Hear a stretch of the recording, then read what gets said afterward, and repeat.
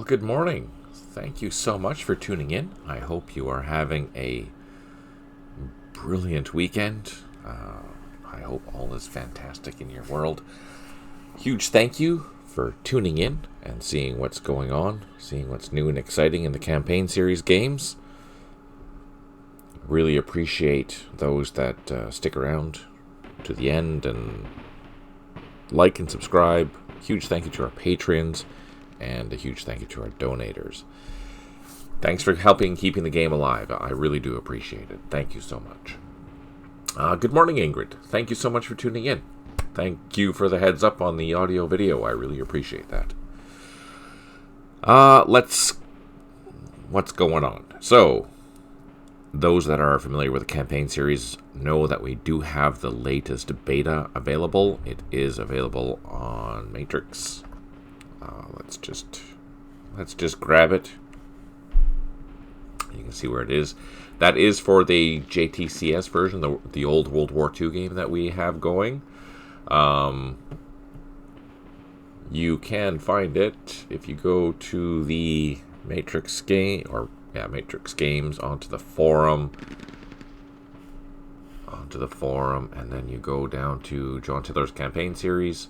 You will see there is a post. It is the 2.04, and this gives you a breakdown of what it is. I'll do that again on Wednesday. There are a couple of issues that have already been found on this, so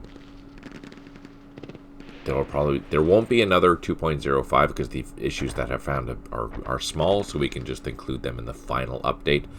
The final update is still going to be released on the 18th of September, so in a few weeks. This does give you guys time, if you're interested, to help out and test it, make sure that it all works. So far, the issues that have been found are super minor. Taking a look at the forum, there are just a handful of things, little things that need to be fixed. And there was someone who found an issue with one of the new scenarios that I created. I forgot a space.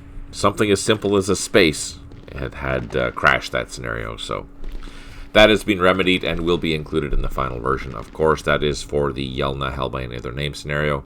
I added day-night turns just before I put it in, and I should have tested it. That was my own fault. So apologies for that, but it is a quick fix and it is remedied. I did post that, actually.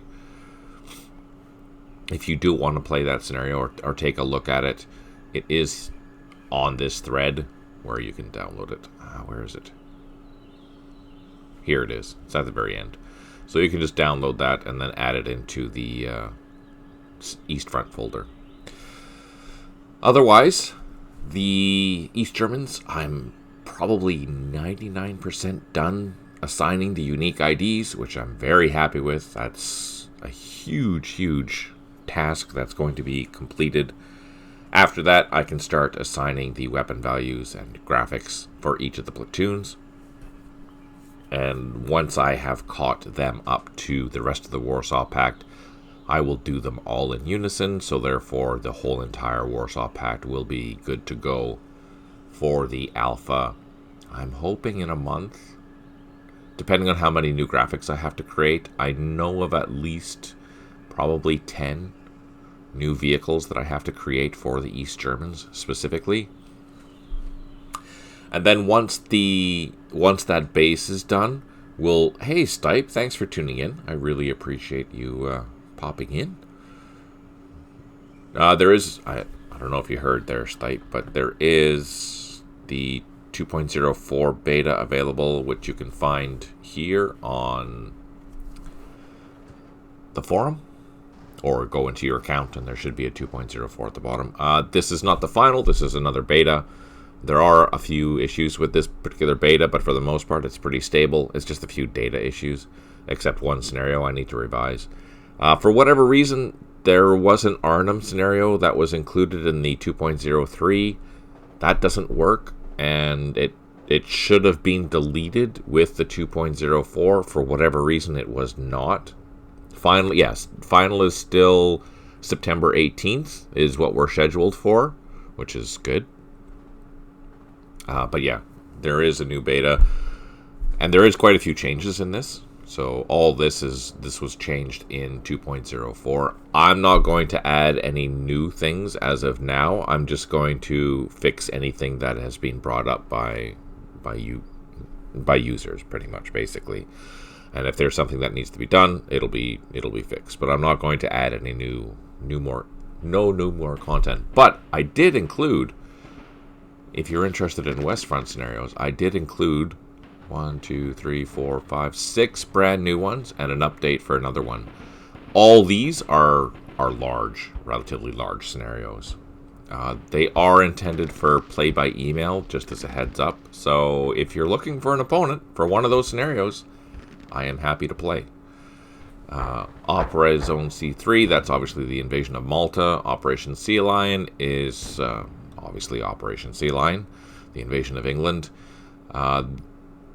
This is the last battle of the invasion of Malta. This is Rommel and England, which is a hypothetical battle, obviously, that takes place day after the landings. The Art of Blitzkrieg, I think that is also our Sea Lion-related scenario. And Tobruk multiplay, that's obviously Tobruk. It's a hypothetical scenario, but yeah, just something to do. And then there's a bunch of new units and things that were fixed based on previous feedback and requests.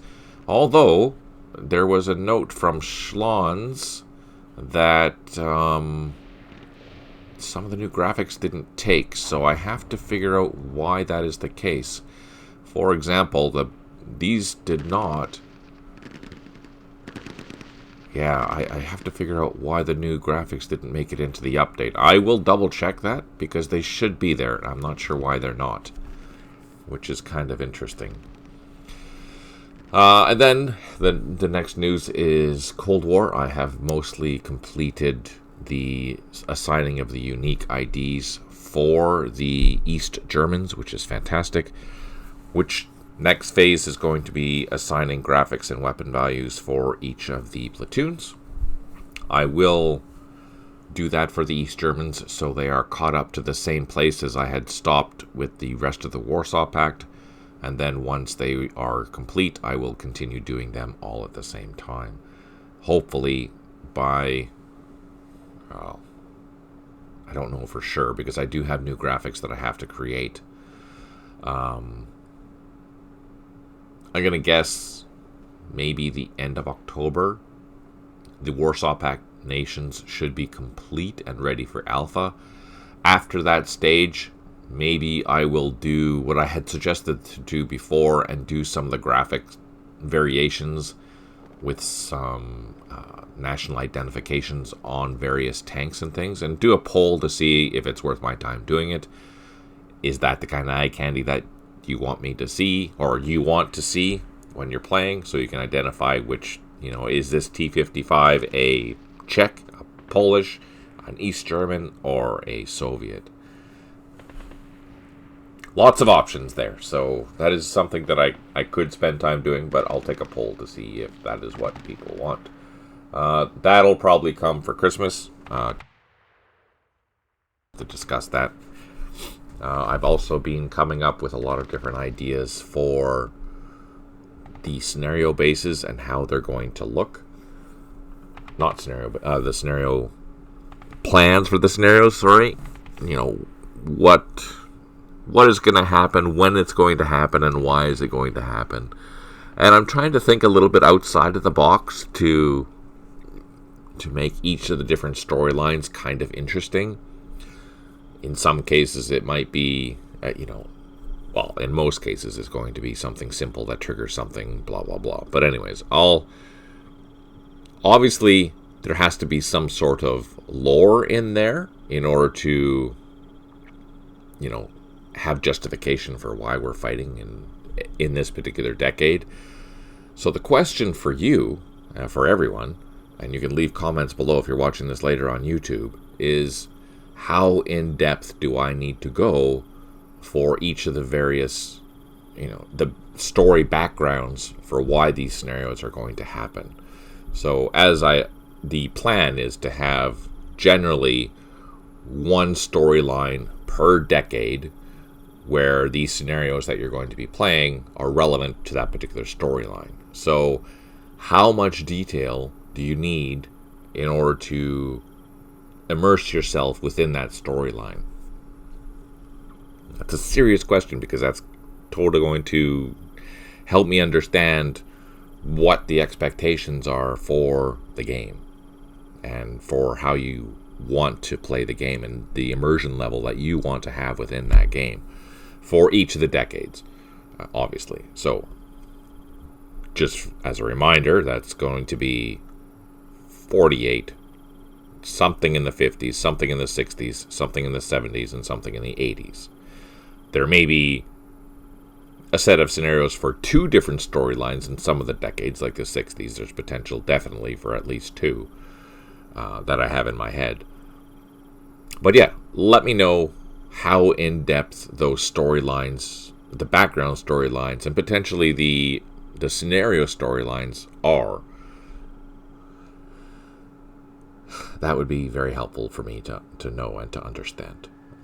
Obviously, most of those things will be based on historical events, or very close to a historical events, or some side of conflict or something like that that could have potentially seen things go awry, I guess we'll say. So yeah, let me know. If you want to have a detailed discussion about it, you can do that on our Discord or the forum, or let me know in the comments, and then we can compile those results later on. I actually, that might be a good poll to do too. Let's see.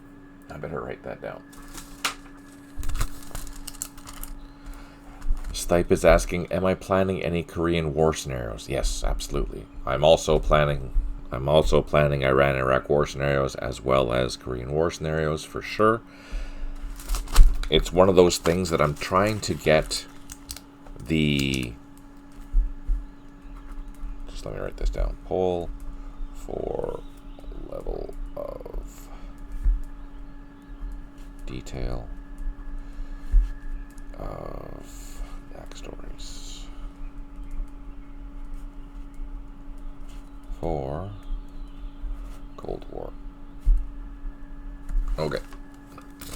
Yeah, so my whole thing is that, or the idea in my head, and tell me if I'm wrong, is to do my best to get the core games out for everyone. And then after the core games are out, then I'll have time to develop scenarios. No, I haven't seen anyone doing an Iran-Iraq war scenario yet. All the order battles are there. A chosen reservoir scenario would be an interesting as either side. Yeah, for sure. And that's one of the key things that I want to do for sure. Don't forget, the reason why I'm trying to get the core games out, or we're trying to get the core games out, is to get them out, so then it's a lot easier to just focus on scenario design or adding new nations or whatever. So even though I want to do a chosen reservoir scenario, I just have to set it aside for now in order to get Cold War out there and get the World War II version out there. And once those 100s are out, and then we can just worry about doing updates and doing content. Update content. I don't know. What do you think of that idea? Am I crazy? Or what? I am still working on the base map, or a base map for the Iran-Iraq scenario set. Because I do have plans for generating more Iran, or any Iran-Iraq scenarios for sure. Because that whole war is very fascinating for me, so I would like to engage that. But that's a later thing, because I want to work on the Cold War stuff, because there's so many ideas that we can do with that. Nick has been continuing to add to the master map, which is fantastic. We'll do that. We'll take a look at his progress next week. I think he even added Fulda this time, which is awesome. I don't know why he would add Fulda. I've never heard of it before. Or something. Yeah, so the first thing that we're going to do, actually, is... You'll see that I have been long here. There was a bunch of questions posted on the Discord that I thought it would be a good idea to take a few minutes and go over my thoughts on them. Other people might have different thoughts, but that is just my ideas anyways. So thank you for the questions. If you do have questions, Discord is a good place to ask them, or you can ask them down below, and I will answer the questions, as I've mentioned many times before. So the gentleman was playing, and it had a lot of questions in regards to assaulting. So this is a save turn that I had in relation to Bin Long that I played quite a while. I don't have very many of these turns. I thought I had more. But anyways, let's go over the questions. How many times should a platoon attack before launching an assault? That is a good question, and it's obviously situational. If you're going to be eventually assaulting a bunker or a trench or something like that, you're going to want to have multiple units, if you can, attacking that particular location. Odds are good your first assault is not going to work. It's just not going to work. Unless there's, depending on the defenders, obviously. So assaulting this would be not a good idea. You'd want to prepare that for probably at least 2 or 3 solid turns of fire. I was not able to get my question into Discord, so here it is. If not, give Scooby Snacks in advance. How effective is Sergeant Scooby in tracking down the end? He has a 0% chance of finding NVA in tunnel systems. I'm kidding. I don't know, actually. I've never tested that. That is a good question. Because we do. I think this scenario has scout dogs? Does it? I don't remember. Was it this one? Oh man, I don't remember. Sorry for the answer. I totally got distracted. That's my own fault. Maybe it wasn't this one. But I know there are some scenarios that do have them inside. I thought it was this one.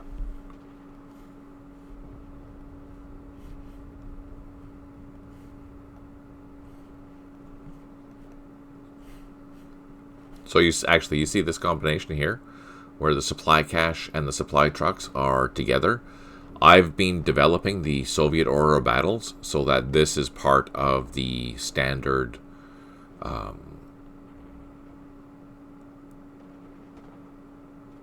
logistics companies, I guess, or the transport companies, as well as I've also included a POL truck. So that'll be more eye candy, but they will all serve a purpose with scripting, which is kind of exciting.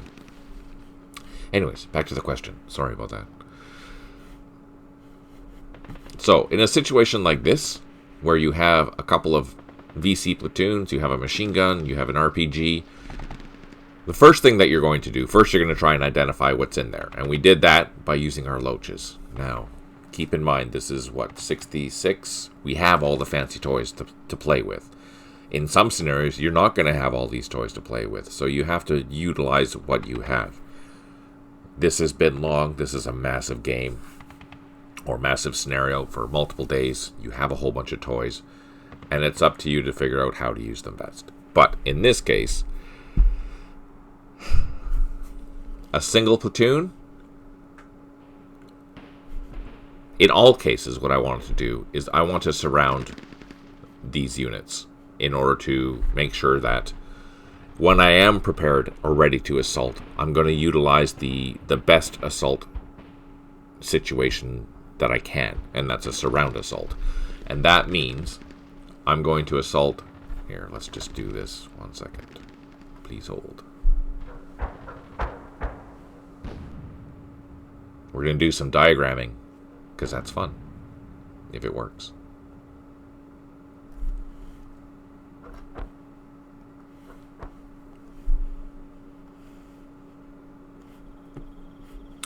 Okay.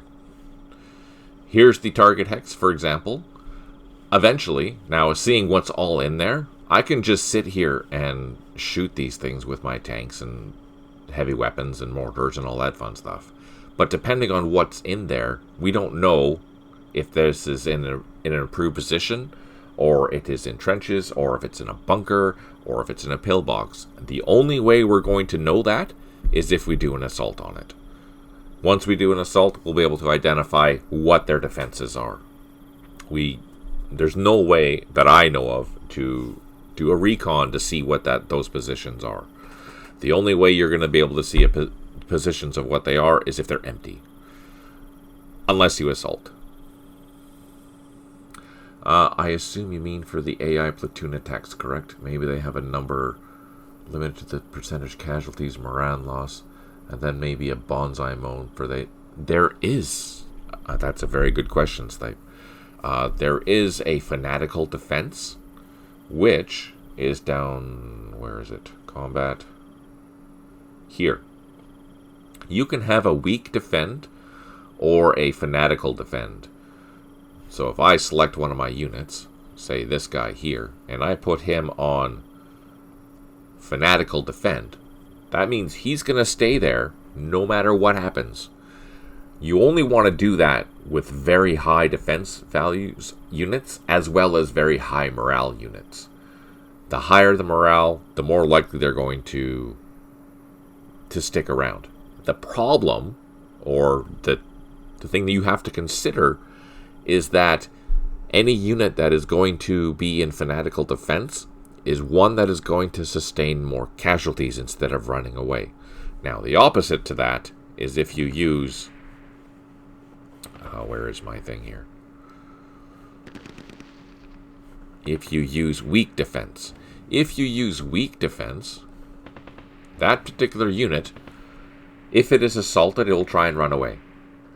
Or it is more likely, typically it'll run away probably 8 times out of 10, as opposed to taking casualties in the assault. So if you want to have a situation where you have, for example, a line of infantry that you just want to slow down the enemy so you can bring in reinforcements or whatever, having your platoons set up in weak defense is good, because they'll do almost a fighting withdrawal. Keep in mind that it doesn't have any effect on direct fire. So if they're just going to fire at you and kill you, then that's what it is. The regular routines will be in. But if they're assaulting you, then you have more of a chance to survive and fight again. You may take a casualty, but it's less likely because you're trying to run away. You're withdrawing. The opposite of that is fanatical defense. You'll stay there until you die, essentially, is how that's going to work. It has a very, very limited chance of retreating because you're fanatically defending. So, would there be situations when you want to do that? Yeah, for sure. Because you're also going to be defending, you're counter-assaulting against the attacking force, and if you have a decent amount of defenses, that's going to help you in the long run. You might be able to wear down the attacking company. Okay, let's get back to the diagram. Okay, so this is our situation.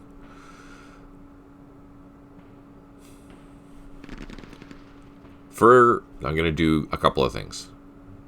If you're going to assault, which in most cases you're going to have to eventually do, for sure. First thing first, you're going to need to understand what is here.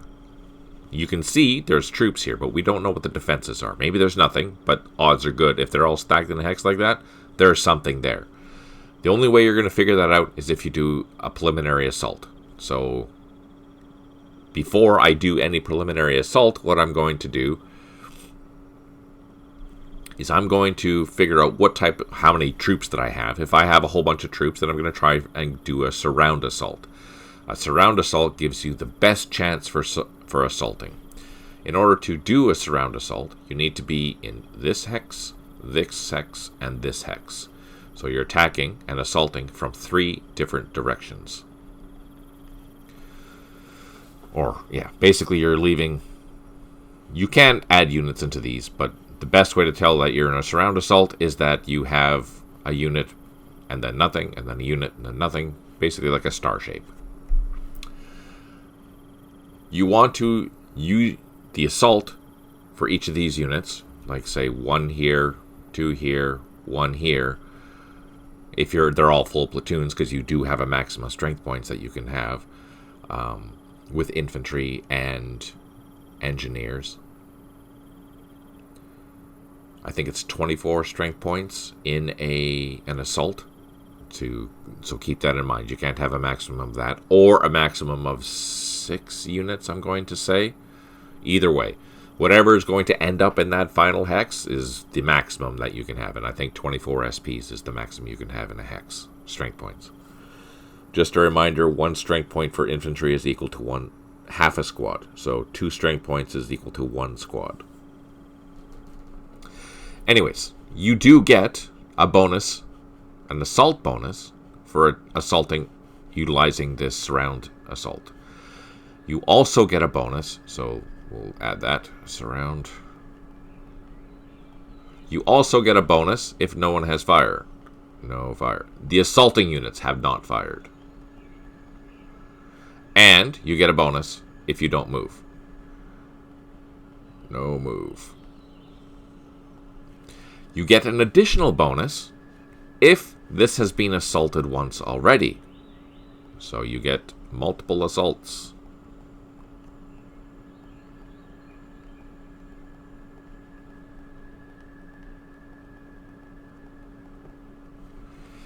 So if you had more troops here, and you're going to do a surround assault from there, that's a good thing to do, because then your first assault likely will fail.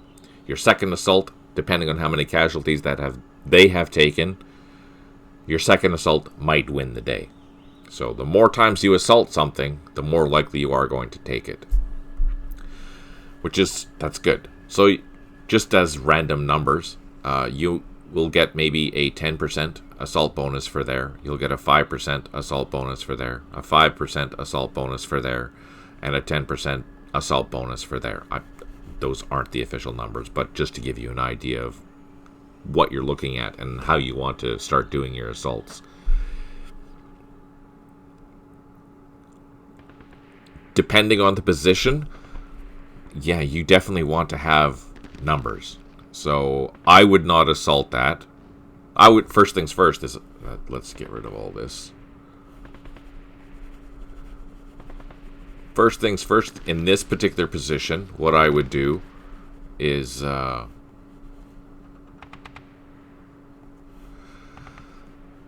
deal with this, and then surround this. Keep it pinned, or try to keep it pinned, or make sure they don't try and come out. But odds are good, because I have so many forces here, they're going to stay in whatever that position is.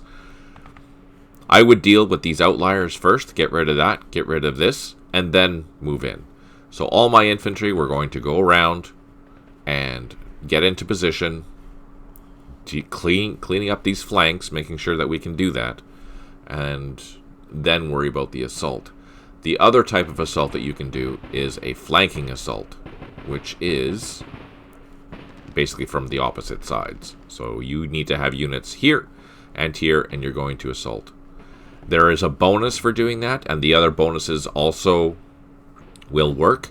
So you get, if you don't fire, you don't move, or if there's multiple assaults, you get bonuses for all those things. If the surround assault is, say for example, a 10% bonus, then the flanking assault is half that, so it's a 5% bonus. Again, numbers are arbitrary, just to give you an idea of how it works. What else? When do I assault? So in a situation like this, I would be okay with assaulting this if it isn't a bunker with probably 2 platoons. I like to try and at least double my assaulting force against what I'm going to attack. So here, there's, a company with heavy weapons. So I would probably try and send in a battalion with heavy weapons in order to do that. Let's take a look here. The questions. How many times should a platoon attack before launching an assault? As a quick review, in a situation like this, you're going to soften that up for at least 1 or 2 turns. At least 1 or 2 turns. basically what you would do is you would add a turn for the type of unit or defenses that it has. Here's a good rule of thumb. 2 turns for an improved position, 3 turns for a trench, and 4 or more turns for a bunker. You need to soften that up as much as you can and cause disruptions, as well as try and isolate those positions. The only way you're going to isolate those positions is by surrounding it. Now, the problem with this is that you're going to suffer casualties in trying to get into the surround positions. So if you have good access to line of sight and you can pound these positions like you can here with these tanks and keep them in line of sight before you're ready to start your assault, hopefully trying to draw some fire, so when you do move in with your troops in the subsequent turns, you won't take that many casualties. You will take casualties. You can use smoke to help reduce the amount of casualties that you take, but you will take casualties. And you will take casualties when you assault, assuming that they are still really good strength, or they have high morale, or they're defending fanatically. You don't know until you start doing it. Okay. So yeah, I would probably prep this position for a handful of turns while I bring up the infantry, because obviously I don't have the infantry here to deal with that. And also clean up these flanks for the main position. How many times should a platoon attack before launching? Yeah, that's just it. Based on what I've said, yeah. Make sure you have overwhelming firepower. Make sure that you're softening things up with all your firepower that you have. And yeah, okay, if you have any more questions about that, or maybe let me know. We'll go on to that. Is it worth overstacking units? 2 platoons, 2 machine guns, and a rat unit. The nice thing about the rat units is that, or even the machine guns, you can, for example, I would set up them. Let's get rid of this. I would set up my machine guns and rats in this particular hex because we have line of sight and we can soften this up from a distance. That will add to the longevity of those particular units.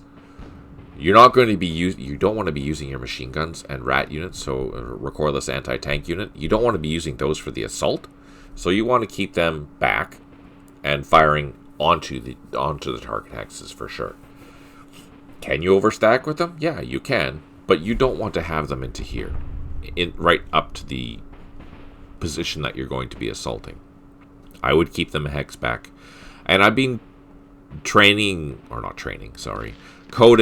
the AI to do the same thing. Like before, without it, in some of the earlier versions of the scripting, you'll see that for some strange reason, the RPG teams and things like that are going to be assaulting you. And that doesn't make any sense. And that's because it wasn't broken down and to make sure that the units are being supporting units as they should be. So as the free world forces, you want to keep these units back and just offering some support. The rat units are really good for taking things out, and especially from 2 hexes away, they will likely not be targeted because your infantry is going to be up close and personal. The only difference, or the only supporting weapon that I would recommend putting up close, is an RPG unit. So if you're playing with as the NVA, getting your RPGs up close and personal is going to be where they're most effective. You're probably not going to want to assault with them, but they do have a very high soft attack value, which is really good against bunkers and trenches and improved positions and whatnot. So I would, as a VC player or VM player, I would bring in my RPGs as close as possible just to pound those positions before I use my other units to assault. What are the best combinations of units for effective attacks? I guess it depends on what you're going to consider effective attack. If we're just talking about assaults, you want to bring in, if you have a flamethrower unit, bring that in. But keep in mind, more than likely, the flamethrower unit's going to be an M113, which they're not very good at survivability, so they will be targeted. You might lose it. And the only way that the flamethrower track is going to be effective is if you're going to be assaulting with it. That's how the flamethrower works in this game. You need to be able to assault with it. So, I would use those flamethrower units more in open terrain. For example, if I have an armored cavalry unit that's clearing a highway, I would keep that flamethrower unit close by so I can, help surround and assault a particular unit that's out in the open or close to out in the open. The other place that I would use it would be in cities. Now, keep in mind, you're not going to be leaving your flamethrower half-track, or not half-track, but track, up against a particular unit in the middle of a city fight. That's the type of unit that you will bring up to that hex that you want to assault, and then assault it with other units that you have in the area, for example, infantry or something like that. You don't want to assault with armor in a city by itself, period. Don't do that, because there are so many negative things that can happen with that. So, but the problem with that is now you're going to lose your bonus for not moving during an assault. I would not use flamethrowers in the jungle at all, because you need to be up close and personal, and more than likely you're going to lose it. So it's just risk versus reward is not there, even though they have a brilliant attack value. If you don't have any flamethrower units, your next best option is engineers and anything that has a high assault value. With the exception of, you can use reconnaissance troops if you need to, but I think that was even brought up here as a question. I would not use my reconnaissance troops. That's what this. Should recon units be used alongside regular platoons in combat or keep further away from the fighting? It depends on the situation, obviously, but generally speaking, I'll keep reconnaissance units close and perhaps in a area where I can do a recon just to make sure that I'm not being surrounded, as well as hunting down reduced units. So, for example, if I had been assaulting this troop and I know it's down to 1 or 2 strength points, I would give chase with my recon platoon, or this is a squad, because it only has 2 strength points, but my recon squads would act as the units that are going to be hunting down, if I leave an avenue of escape, for example, if I left this flank open and they decided to start running away, I would make sure that I had this area secure in the sense that I can see where they are, so I can bring in my helicopters to do any final damage if they're running away. Let's go back into that. So yeah, you're going to look for a nice combination of high assault value infantry and engineers. You're going to want to use your artillery as effectively as you can, as close as you can. So if you have mobile batteries, you want to bring them. Do I even have any here? I do. I know I have mortars, but I would bring these mortars. Here is close, because if you look on how these things actually work, the farther you are, the less attack value that they have, and you want to have them as much as you can, right? So that means you have to bring your units closer. That is good for everything. Basically, that's just how fire works. Here, you notice that I brought a battery of 105s quite close. They're within 2 kilometers. I could even bring them closer, but then I don't know what else is around. So I'm going to be attacking at pretty much the highest level that they have here, which is really, really good. So, another thing, bring up your support, make sure that it's protected. Notice I have a machine gun here, because I don't know where the VC are. I know they're in the woods, but I don't know where they are, and I don't want my guns overrun. So, to summarize, best thing to do for an assault, try and surround it, make sure that you're beating it down as much as you can, and then assault with your infantry and engineers. Try not to incorporate your reconnaissance because they are very valuable units. They are units that can provide you a lot of information. So you can if you want. I wouldn't recommend it. The exception to that, though, would be LRRP teams or Special Forces teams. Do we even have any? I have some Special Forces supply.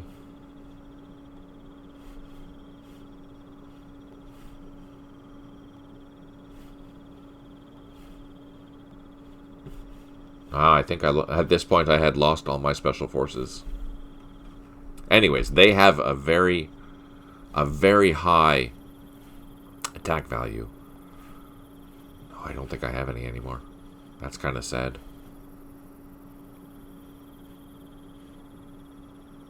Yeah, I know they all died. That's too bad. So yeah, infantry, supporting weapons, 2 hexes away. You can bring in your machine guns if you want to have some additional units for them to fire at, because they will fire. Your engineers will be priority targets, so make sure if you're bringing them in close that you use smoke. In a scenario like this one here, like Bin Long, your smoke and flares will increase slowly as the logistics missions continue. So the more that you do your logistics missions, the more likely you're going to have smoke and things like that. So you don't have to use them. They'll be cumulative throughout the whole entire game, which is kind of handy. Also, just a quick aside from these, air power is not available in the nighttime for this particular scenario, just as an FYI. So if you do have air missions, you will lose the ones that you had for that previous day. So if you have them, you might as well use them. And there is a massive amount of different aircraft that you can use here. With napalm. Alright. Okay, let's go back to the questions. Is it worthwhile to concentrate artillery on a tunnel hex right before an assault? Yes, absolutely. Basically, it's worthwhile to concentrate artillery on any hex that is occupied before you do an assault. Try and pound it as hard as you can with whatever you have. If you have airstrikes, sometimes pounding a position like this, a tunnel or a bunker or trenches, is a good thing to throw in an airstrike, because it helps reduce and disrupt the units that are going to be in there, which will mean they may take a morale hit, which will make your future assaults significantly better. So yeah, definitely try and do that. In terms of damage, what are the key differences between a helicopter attack and an off-map airstrike? One key difference, not related to damage, but one key difference is that with the helicopter, you can mostly choose your target, which is super handy. With an off-map airstrike, the airstrike will come in and target whatever it wants. Usually there's a priority list, but in some cases it's random, so you keep that in mind.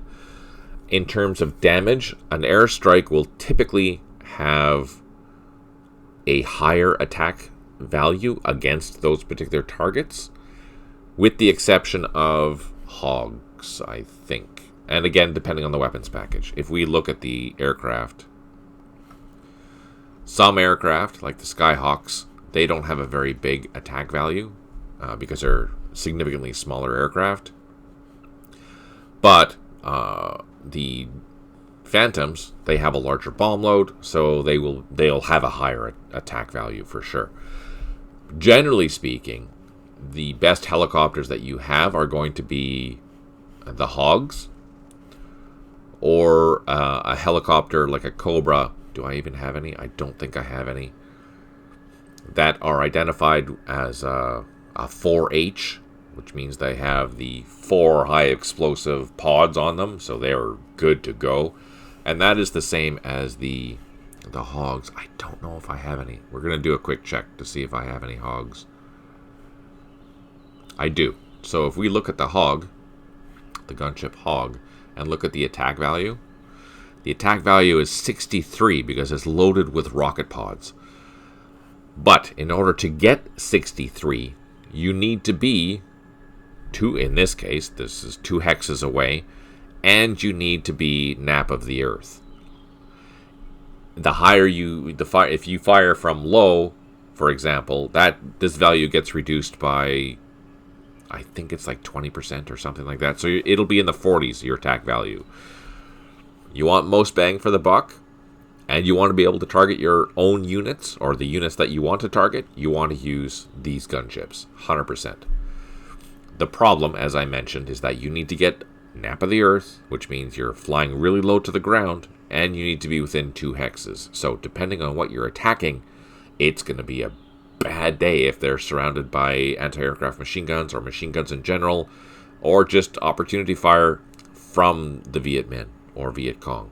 It's super risky, but very rewarding. Now, keep in mind, in a situation like this down here,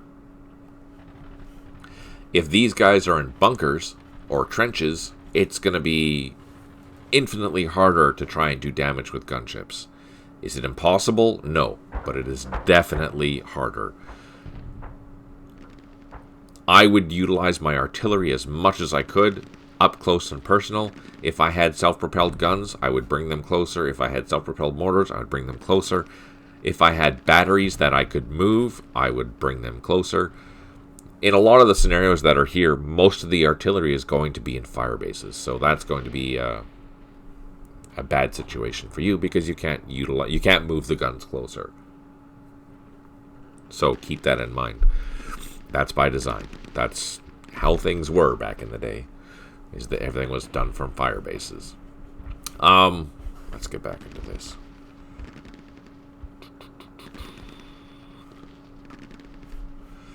So yeah, generally speaking, yes, do as much artillery as you can, and then utilize your helicopters as effectively as you can. The difference between these snakes, just FYI, is that their armament is different, so they will fire better closer. But again, in order to get this maximum 44 attack value on the target that you want, you need to be nap of the earth, and in this case, 1 hex away. So you want to make sure that you're soaking up as much fire as you can with your other units before you bring in your helicopter.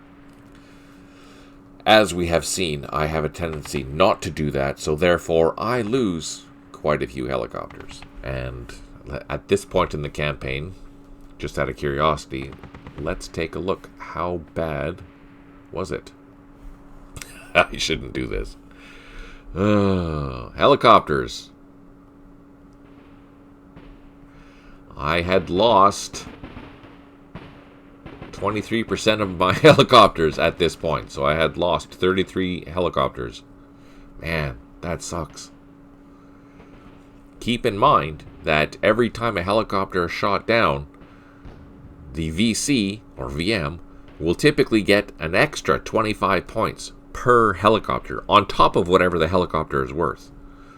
So if we look at the snake, for example, 23%, I'm improving. Thank you for your support, Stipe. I appreciate that. The victory points, they're 12 each. So if this helicopter gets shot down, in total, it's 24 points. Plus, the VC will gain another 25 points per SP. So it's 75 points for shooting down helicopters, which makes sense. Things to keep in mind. And here, we already discussed this. The recon units should be used along. Yeah, you can keep them away, but I like keeping them apart from what we see here, because we're trying to figure out what was here. I like keeping my recon units a little bit further away because they are significantly more valuable to me as recon units as opposed to combat units. Them having the ability to come to a tree line and do a quick check on what's here before my main force comes is definitely a good thing. And not only that, the recon units have a movement ability that they might not get spotted. Where is that? It's a recon unit, which means that they can move and sometimes not get spotted, depending on the nature of the terrain. So that's another reason why you don't want to be using them in direct combat. The only things where you would, or I would use recon in hardcore recon or combat would be taking out, for example, go hunting down this anti-aircraft machine gun. Although that anti-aircraft machine gun can probably wipe me out. But utilizing that recon unit to go deal with that, or deal with mortars or RPG teams or things like that. Things that I am fairly confident I'm not going to die with, especially if they're supported by gunships and helicopters and things. But yeah, I wouldn't use them in the assault mode for sure. One exception, actually, thinking about it, if you have a recon platoon, usually the recon platoons are good to hold their own. It depends on the situation. But yeah, recon platoons, you could probably use them in the attack. Recon squads like this, I would not. I would use them for eyes and protecting flanks or protecting units or things like that. Here, I'm probably going to pull these guys away, or I would pull these guys away now that I've spotted everything that I needed to spot. Plus, I also have loaches, which also act as recon. Speaking of recon, these helicopters are very good at doing recon because they have a high defense, but as you can see, they're not impervious to being shot down. They'll soak up fire, for sure, which is what you want, but they're not impervious to being shot down, so keep that in mind when you're flying. Obviously, with the loaches, nap of the earth is mostly where you want to be, but be careful because, as I mentioned, they will get shot down. With how recon works in Vietnam is the closer you are to something, especially in the nature of this terrain, the more likely you are to reveal it. It's still a die roll, and it's a die roll based on terrain and distance. Your best results are recon by fire, for sure, with the helicopters, meaning I'm going to take this helicopter, go fly over this entire forest to see if I get shot at. If I don't get shot at in low, I'll drop down, try and do it again, and if I get shot at, make decisions then based on what I'm finding. And these recon units, I'm literally just going to click, see what's there, and if nothing else shows up, then I'm pretty confident that there's nothing going to be in this tree line. If I was doing that from here, I would not be confident in knowing that there's nothing in these tree lines because the distance is significantly more than being right up close and personal. So keep that in mind when you're doing recon. Just because you can't see something, even if you've done it 2 or 3 times, it doesn't mean there's nothing there. Especially if it's a small unit. The larger the unit, the more likely you are to spot it. But if it's an RPG team or a recoilless rifle team in a 250 wide hex, odds are good you're not going to spot it, realistically. So you get closer, you can start spotting. But odds are good it's going to shoot at you anyways. Alright. If you have any more questions or anything like that, please let me know. I'm always happy to help. I spent way longer on that than I anticipated, so sorry about that. But hopefully that helps. Now, let's get back into our Beatrice scenario.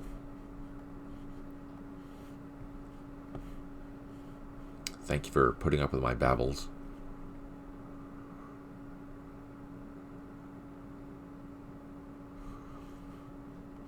Alright, the command report. I think we were ready to end the turn. Do you remember? I think so.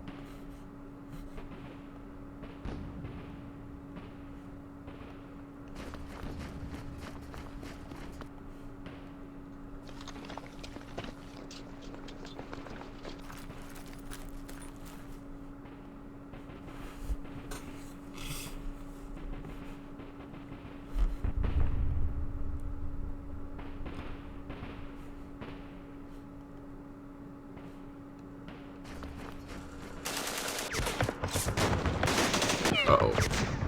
Damn it.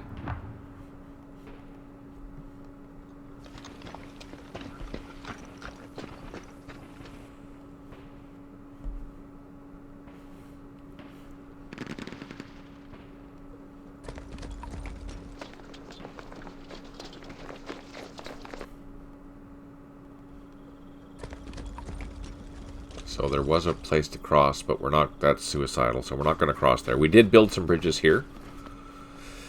So we are playing as the Viet Minh. We are trying to capture Beatrice.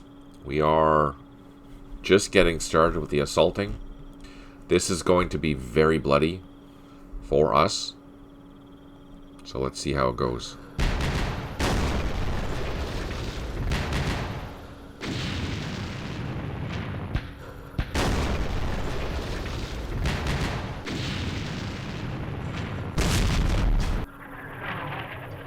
Oh, shit. Yeah, we lost this squad.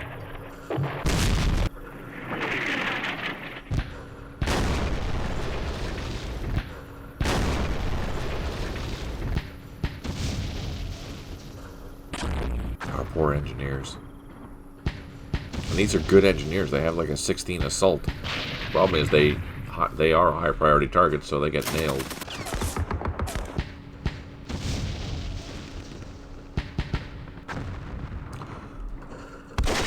In a lot of cases, I find opportunity fire can be more effective than direct fire, so keep that in mind when you're playing. Not all the time, but sometimes it's... Oh.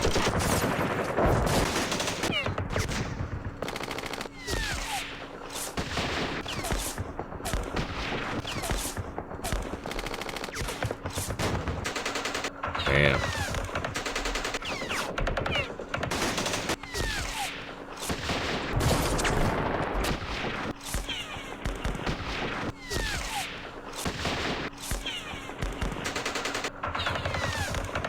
Sure hope we're doing some damage in there.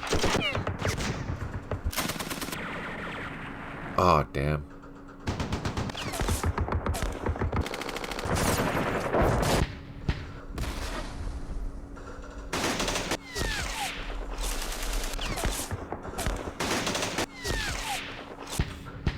So these are trenches. We should be able to eventually get into these. There's a bunker back here, which is going to be harder. I think that's probably a bunker as well.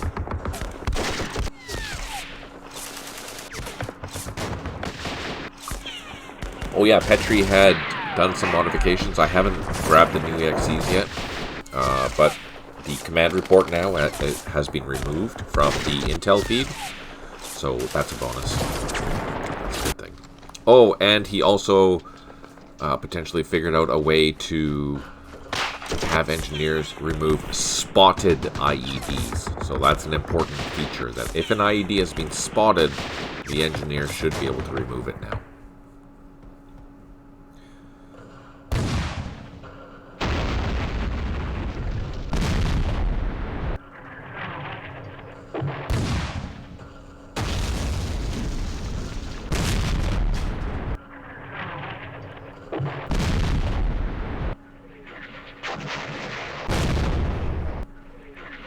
Just download. Oh, thanks, Schlons.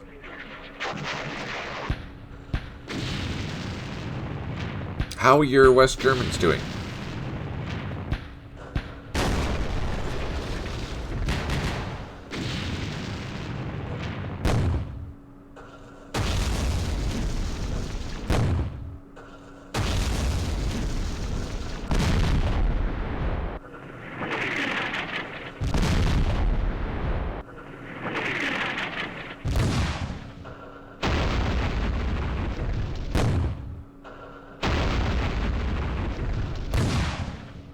Have all this artillery hitting and it doesn't look like it's doing anything.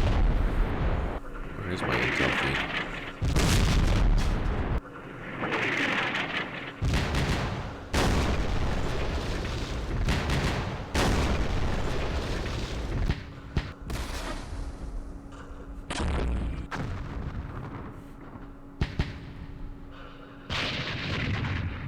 Oh, I screwed myself.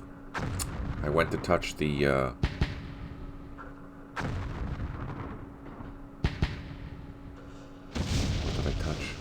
I touched the OBS, and now it froze my screen. Damn it.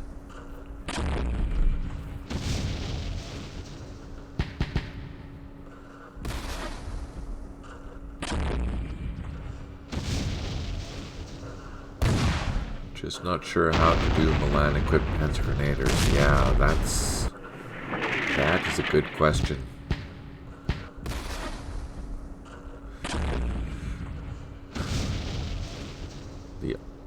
Well, I guess there's two main options. One is you can have the Milans as company level weapon, or you add the attack values to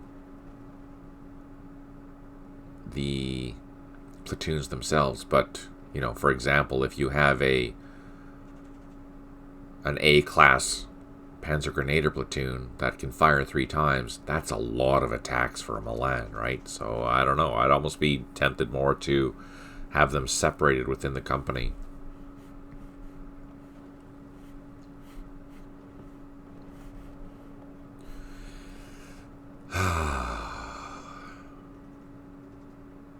What do we do? What do we do?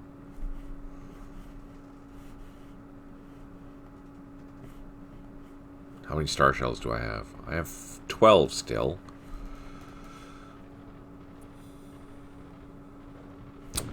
Let's draw some fire.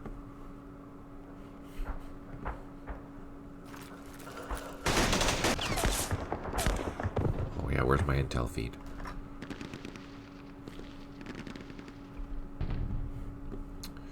Let's do a quick check to see if we got any double unknown effects. Nope, not a damn thing. Oh, that's terrible.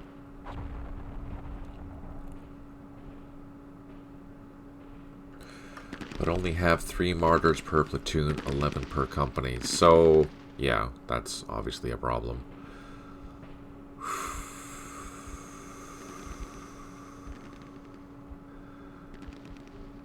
The ATGM unit can fit, if it's a 3 strength point, it can fit into a 2-unit vehicle.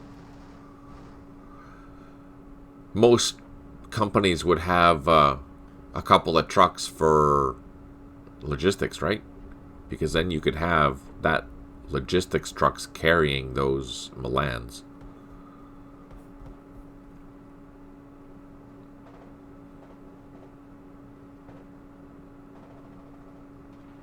If you want to keep the number of martyrs accurate.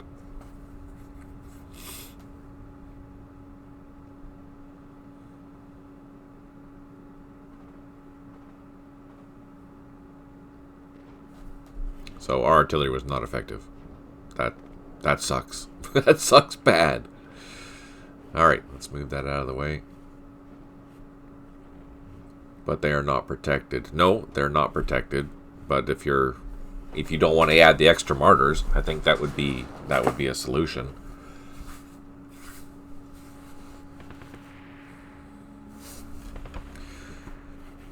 Alright, let's utilize this bazooka team, because otherwise it's not very useful at all. And let's fire a flare. Well, that's something. Check out different setups. Yeah, no, that's a good... How many martyrs were there per platoon? 3 or 4? 3, I presume. And then 2 in the headquarter company, or head for the headquarters.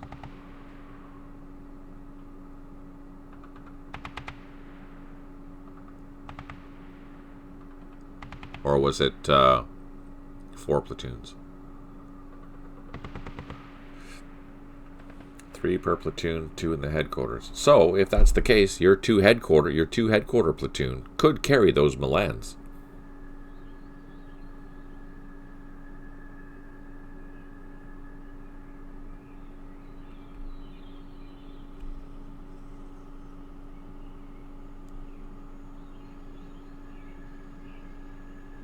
Because the 3 Milans will be able to be carried by a 2 strength point martyr, or should be.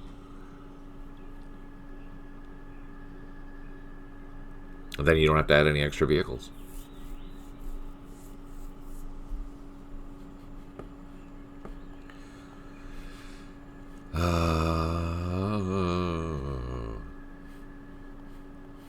So I'm going to try to assault. I don't want to fire, because I don't want to lose my stuff. So I'm going to try. This is a flanking assault, which I should probably save for second. But if I cancel this now, I might lose I will lose all my action points, so that's not good. Actually, we can do this assault first. We're going to try to do this assault first. I'm going to throw these guys in there as well. So what I'm doing is I'm doing a preliminary assault, since we were talking about assaults. And we have good examples here. I'm going to assault from this particular position first. Now, I did try to soften this up with artillery. I do have heavy weapons that are nearby, so I'm going to utilize them onto the trenches. Am I expecting any damage? Probably not, but we're going to try and soften things up.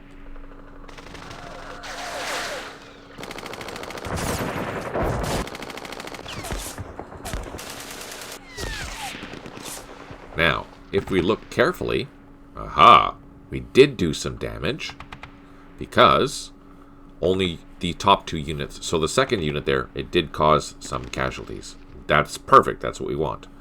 So now we'll pick something else. Probably the engineers, because they will have the higher defensive value. And if we look, everything fired. Ah, that's perfect. That's what we want. So, utilizing our heavy weapons from 2 hexes away, trying to reduce these. Now, these are in a trench, so they're more likely to do that, to run away. And they did, so that's good. So that reduced our assault attack by whatever reduction of that one particular platoon, and one retreated. So, perfect. We're going to do an initial assault. So I'm getting right now a bonus for not moving and not firing with the assault troops. So let's try that. If we look, we didn't suffer any casualties, which is good.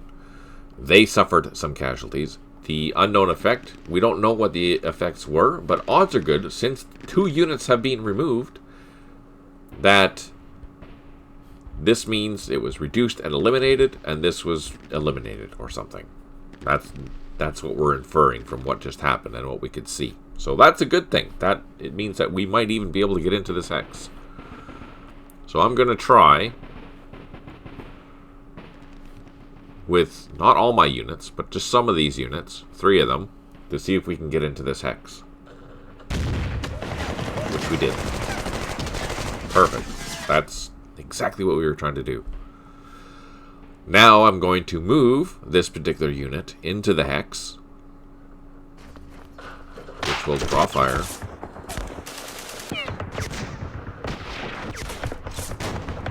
So be it. And now that's a bunker, so we're probably not going to do anything useful there. Ah, and I misclicked. Frick, I hate that.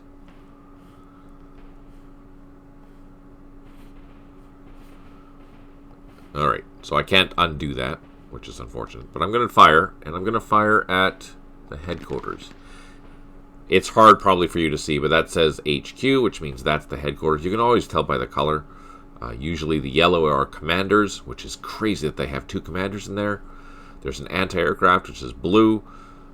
Green is always artillery. And then the infantry-style units are usually an orange color. So I'm going to target the headquarters and see maybe we can get lucky and kill it. Unknown effect, so that sucked.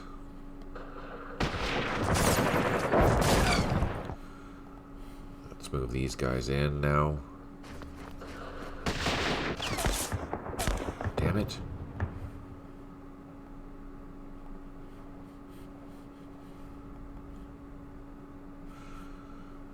Okay.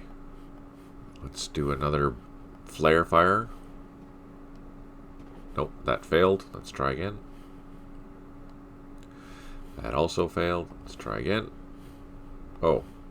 Let's try and hit the right thing. There we go. Oh, that's not good. That's not good. Okay, so we need to draw fire on this trench here. I'm going to utilize my machine guns, long range.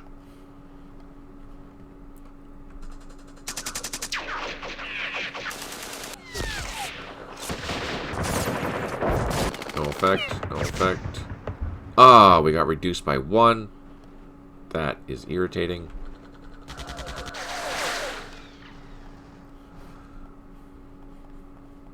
Let's bring you guys closer. I don't think I can see anything. No. And that's overstacked. Now, I'm not in a good assault position here, so we're just going to do some assaults and see how this goes. Positive vibes.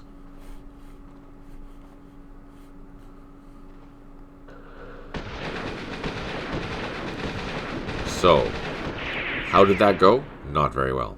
Because, look at that. We were reduced and disrupted, we were reduced and disrupted. So, that was a bad assault for us.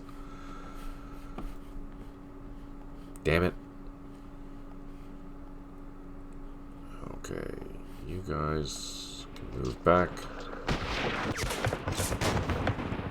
The engineers we're going to bring closer. The infantry that's slaughtered, that's not good. You guys can move in. I can't... Oh, I can assault. What do I have? Heavy weapons. Now, this is probably not going to be a good thing because there's leaders in there. But we're going to try. Just to show you what not to do.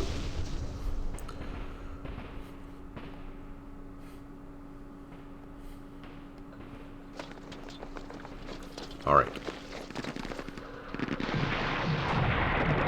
So that was a not bad assault for us because we only reduced one. I don't know if we did do any reductions there, but that could have been a lot worse.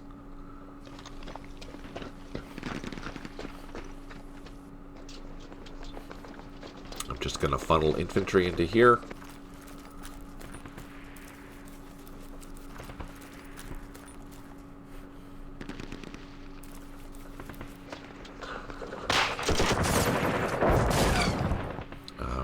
To move up our other troops.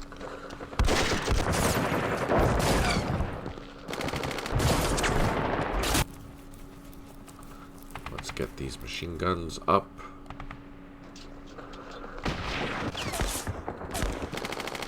Oh, now you see, that was my own stupidity. I should have utilized these mortars first onto this position. Oh, I can't see. Oh, damn. Okay, well, next time.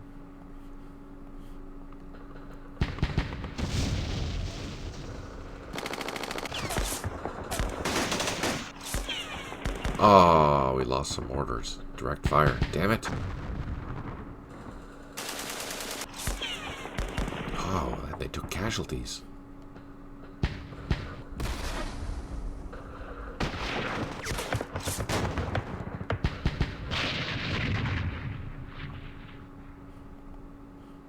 Just gonna soften this up, or try to.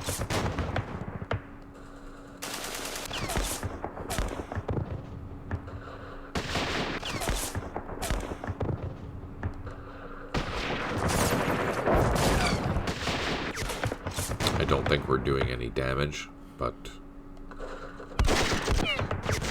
Okay. I think that's all I'm going to do for this turn.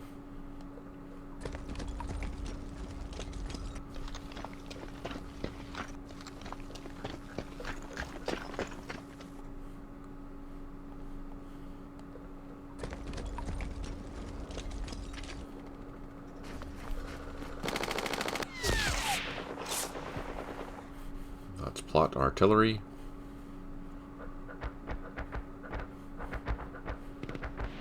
Uh-oh. That's the other thing that I forgot to do. Just use direct fire.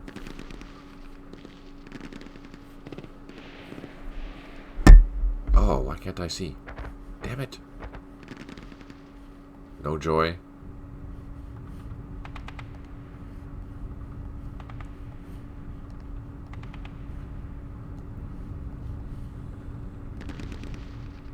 Oh, shit. I'm hitting my own units. Frick. Oh, it's one of those days. It's one of those days today.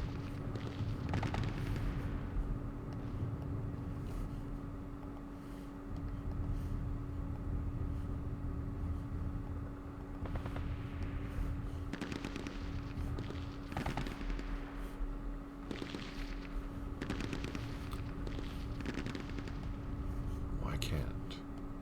Oh, I can see them.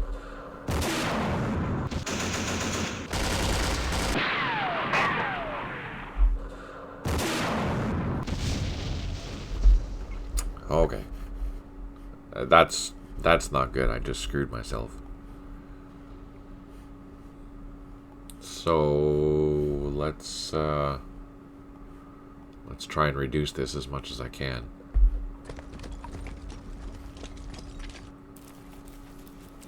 Shit.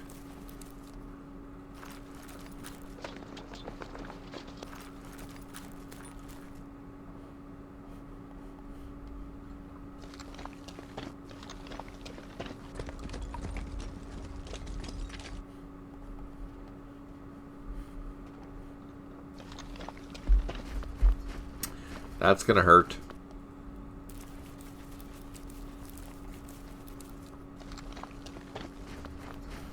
Okay.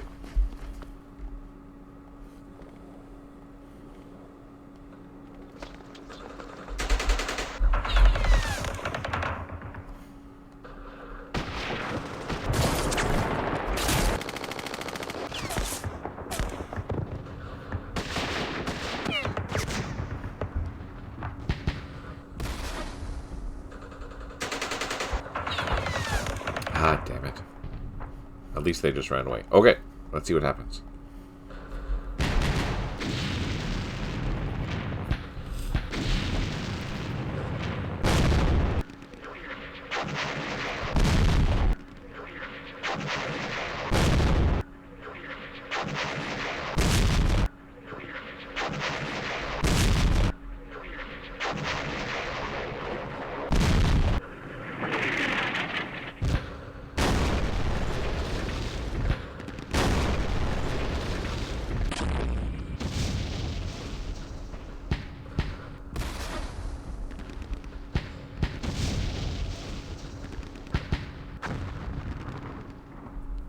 Alright.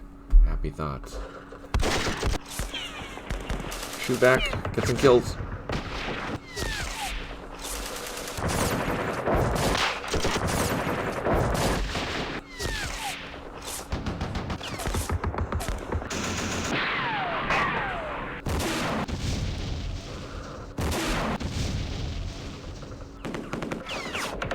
Oh, that's gonna suck.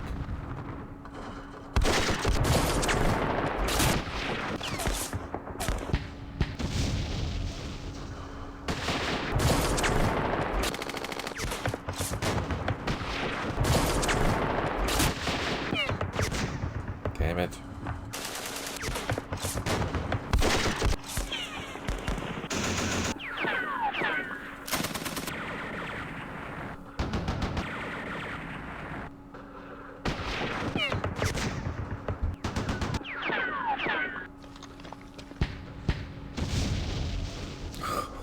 Brutal.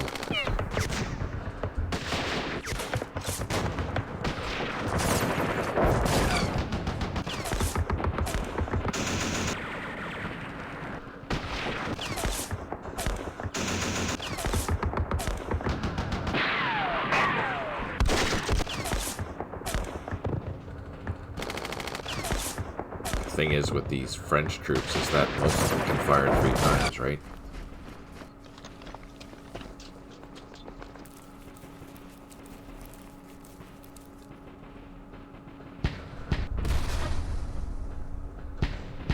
Come on. Happy hits.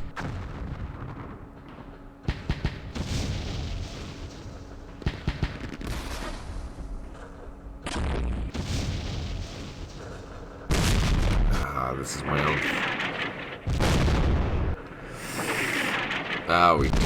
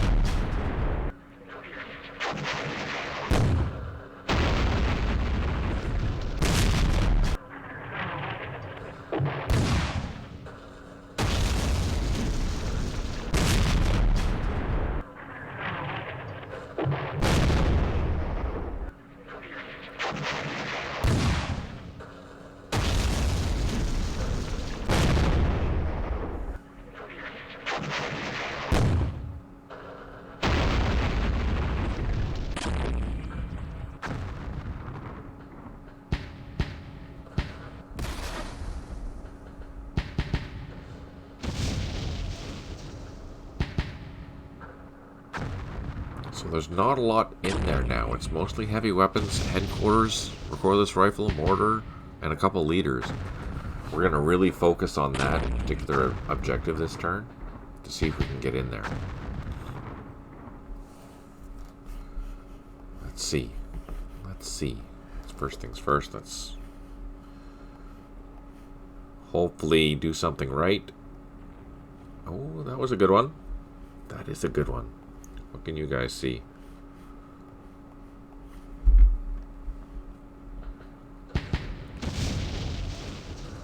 Oh, we got the machine gun.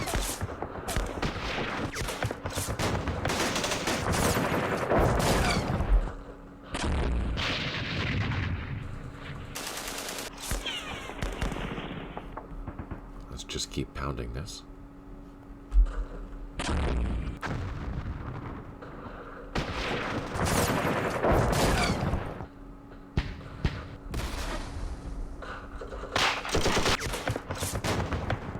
Okay.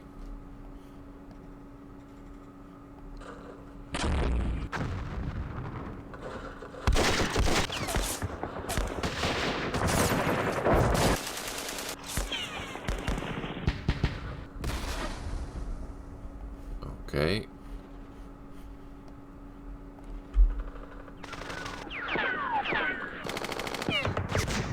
Damn.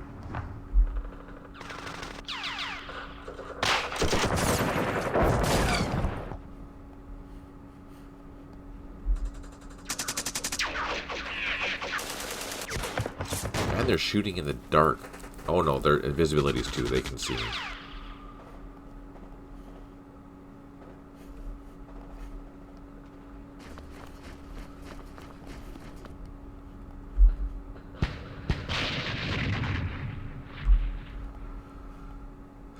All these guys are screwed.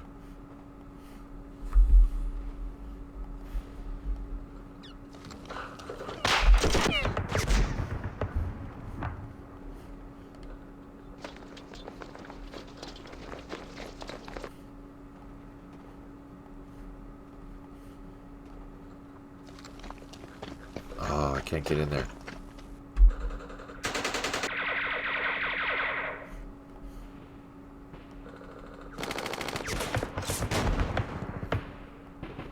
Okay, let's... It's not enough. It's not enough.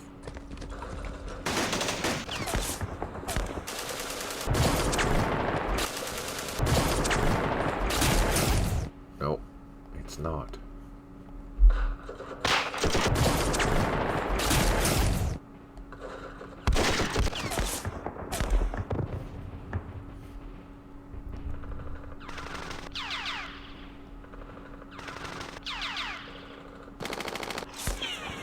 I really try to soften up that as much as I can.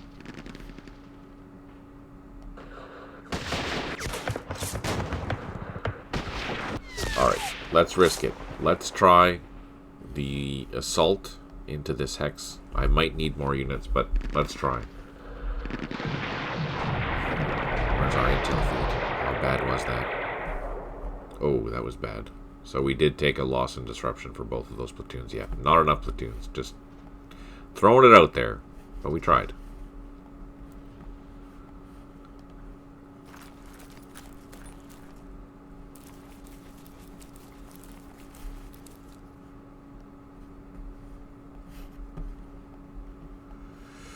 Okay, here.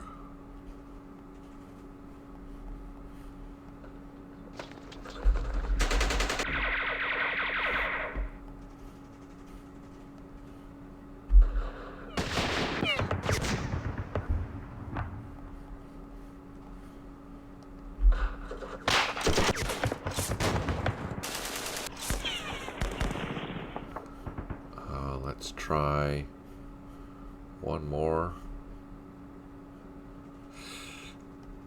Oh, there we go. Okay. Now that totally lit us up like a... That's not good. Let's do our firing into that position.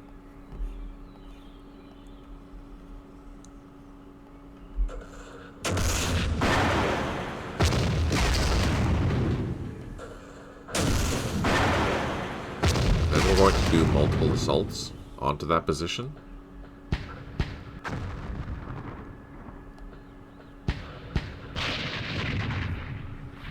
I think that's all the heavy weapons that we have.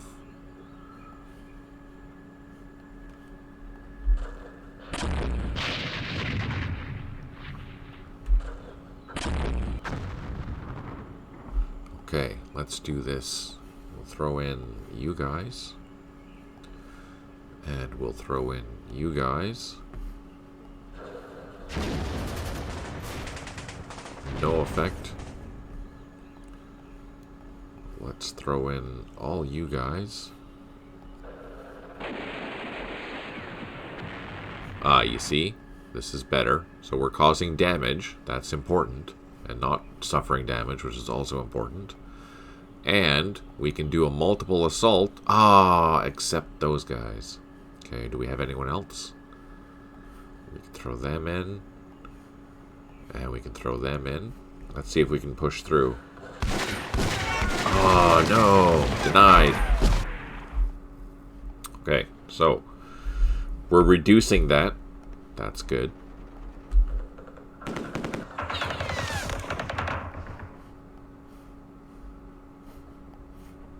Let's bring these engineers up because we need them.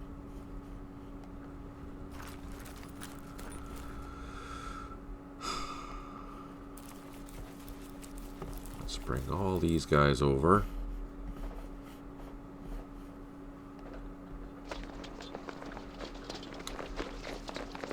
So we haven't assaulted that, we don't know what's there. We haven't assaulted that, we don't know what's there. But I'm going to assume those are both bunkers or something.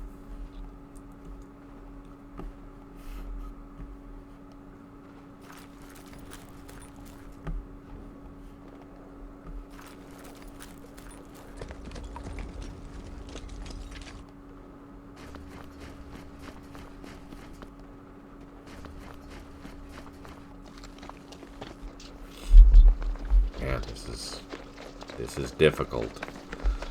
Since we have what can see that position. No. Yes. No. Damn it. Huh. Oh shit, I'm doing it again.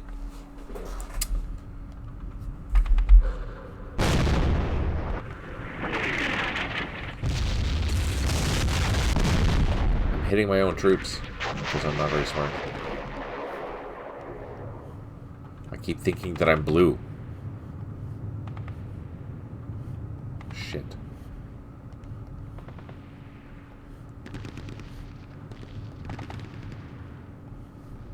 Shit.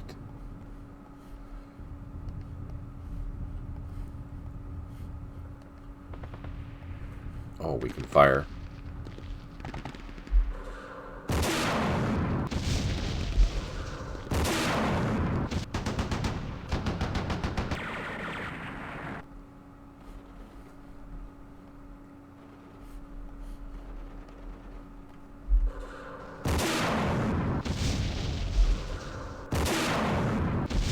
Guerrillas rifles.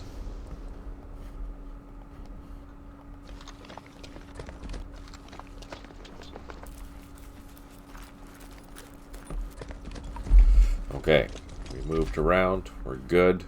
This is gonna be ugly. Shit, I can't believe I did it again. Not very smart. Hey, thanks for tuning in there, Schlons. And let me know if that headquarter unit for the Milan's work. Should.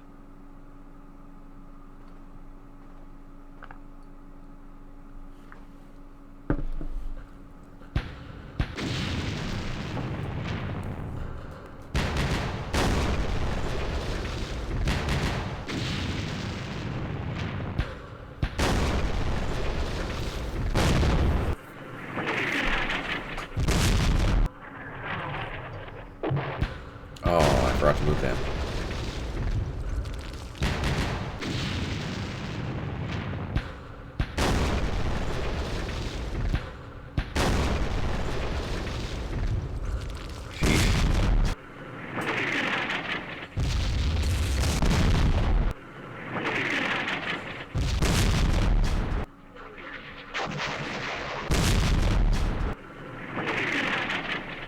Good.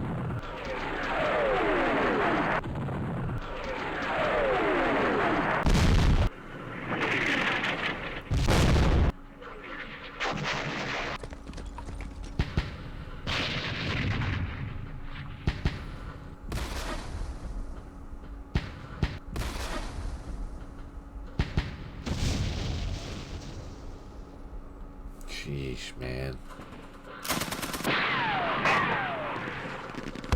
Come on. Do some damage.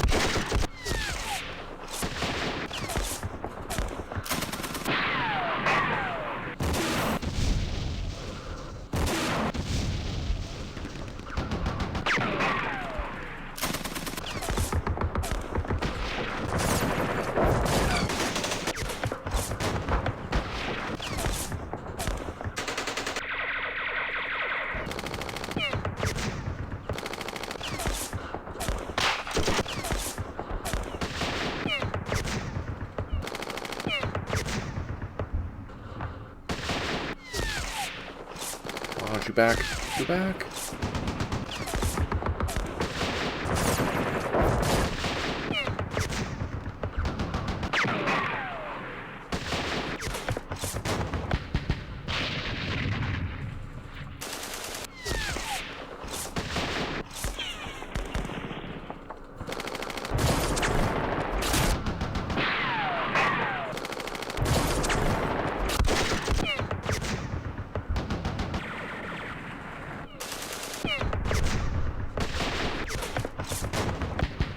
Here we go. Come on.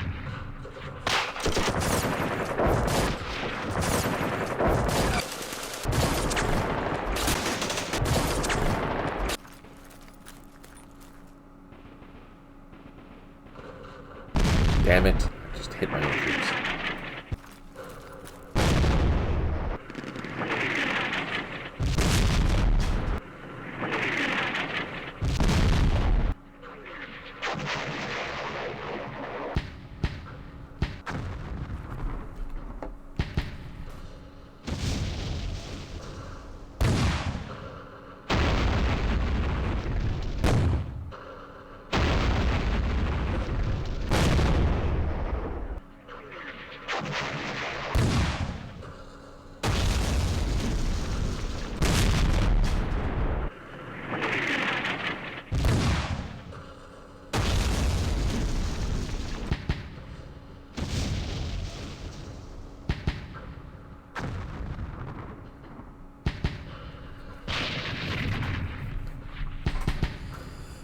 Need to get in there. Come on.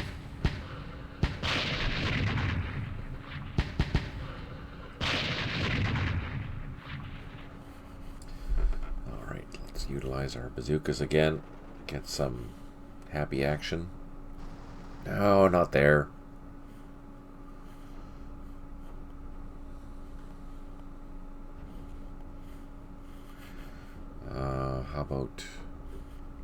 How about you?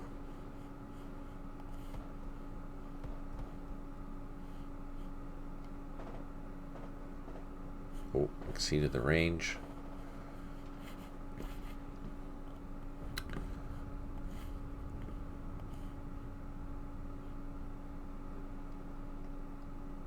Fail.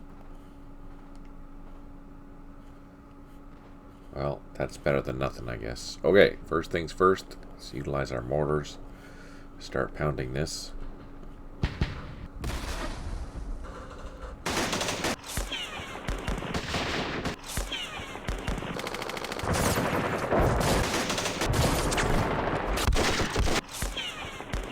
Oh, disrupted.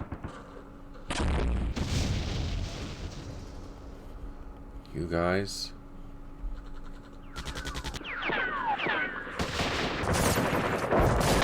And we took another hit. And got disrupted. And a loss.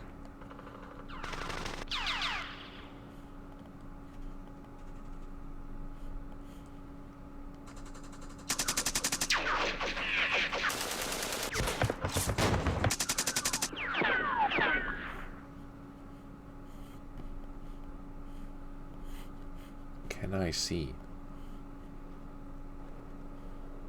Oh. you guys see? Oh, yes.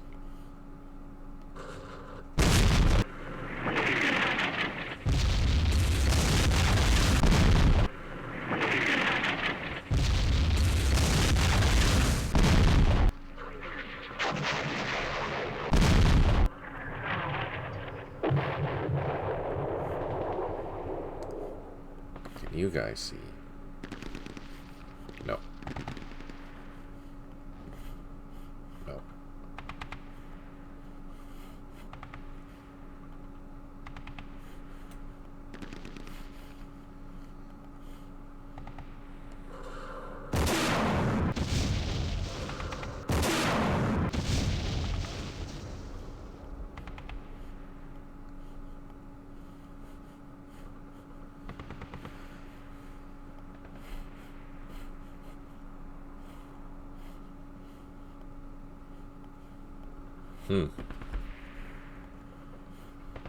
No joy.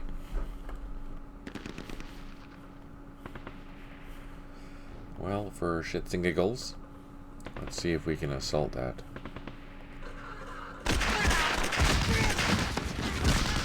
On the bright side, we only took a disruption, so that's kind of encouraging news.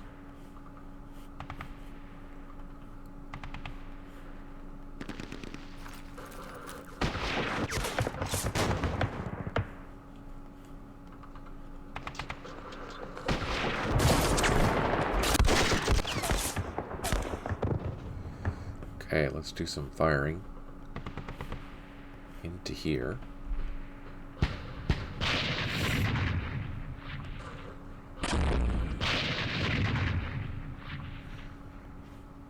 Yeah, we're not getting any good hits, though. Not that we've seen.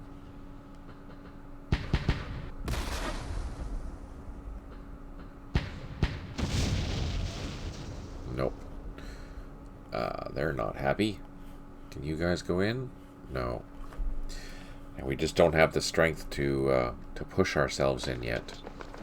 So I need to get up close and personal with more infantry.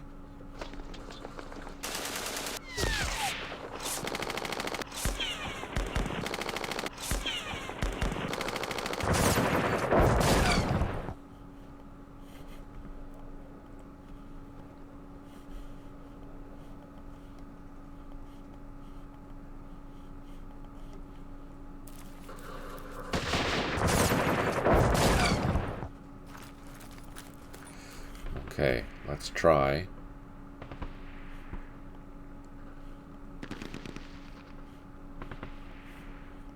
Let's try to do some assaults into here. But first, before we do, we need to soften this up, or try to.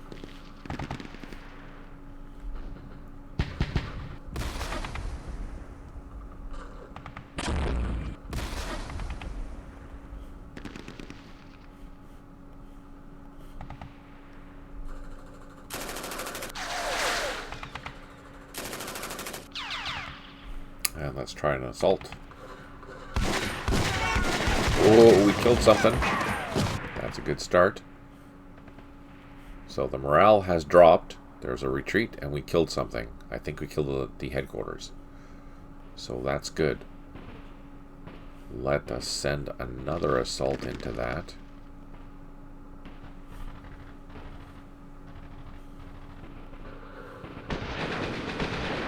And I don't know if you noticed, but we destroyed more things in there. So let's try one more massive assault.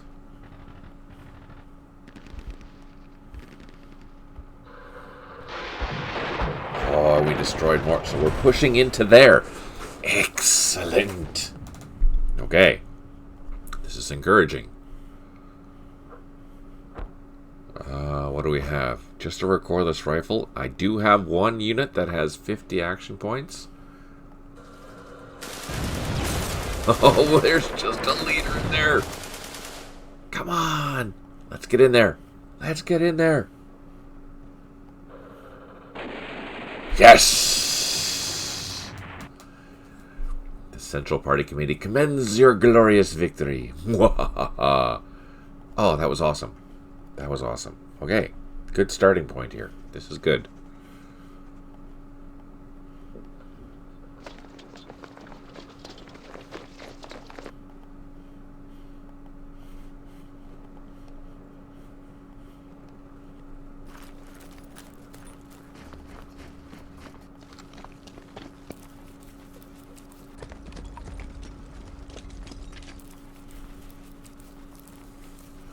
Okay.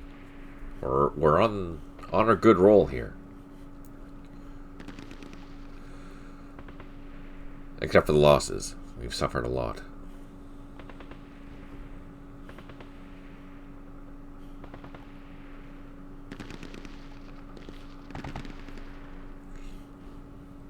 Let's bring in our artillery.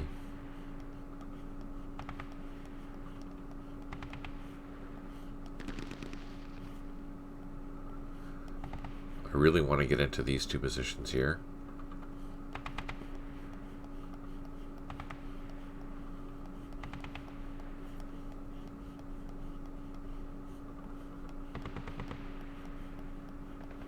Come on. Come on. There. We didn't hit our own units this time. Let's see what happens.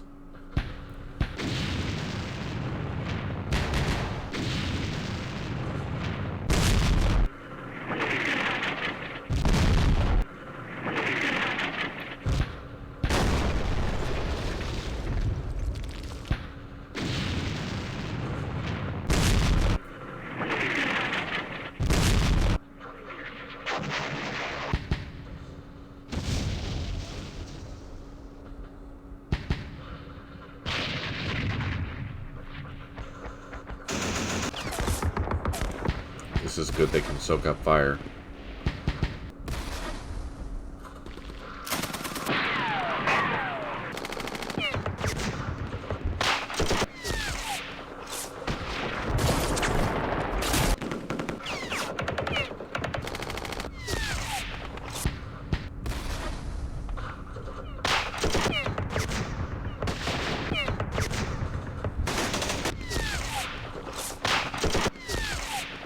Damn it.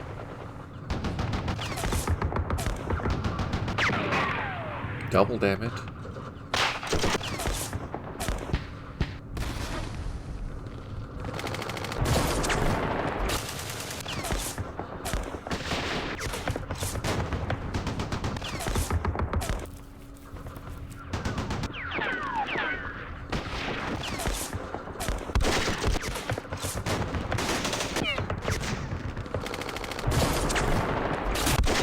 I have smoke. I should be using my smoke.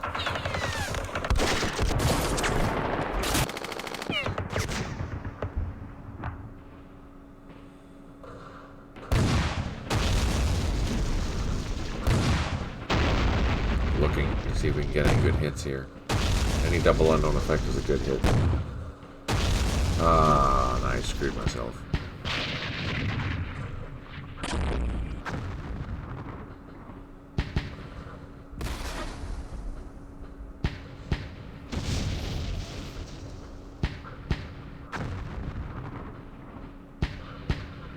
Nothing yet, though.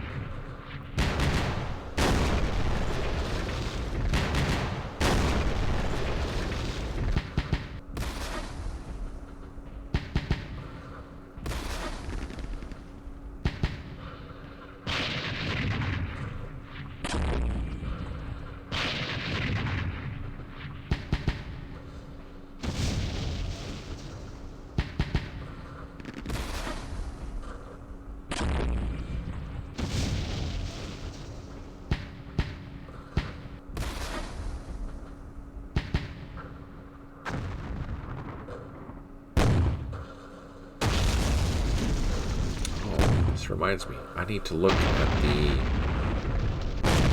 go down into the intel feed to see if we can see where the enemy is firing from. We should be able to see that.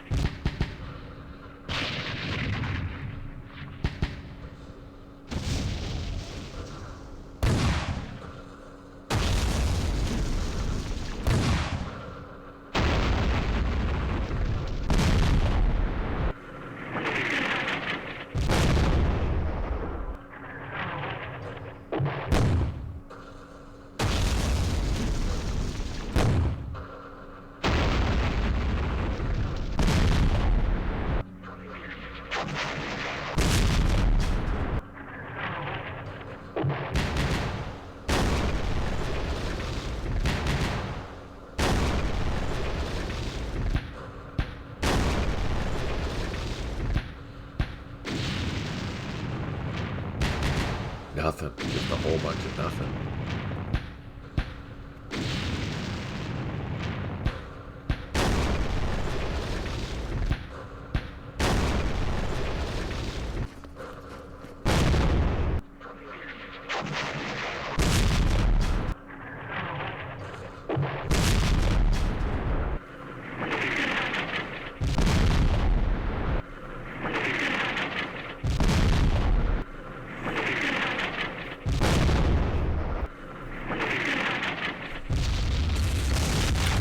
Actually take a look at the intel feed here.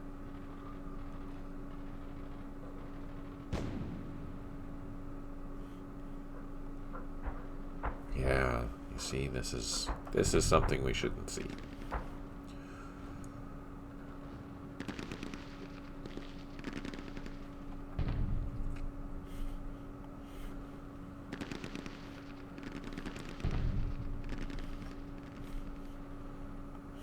Just make a note of that.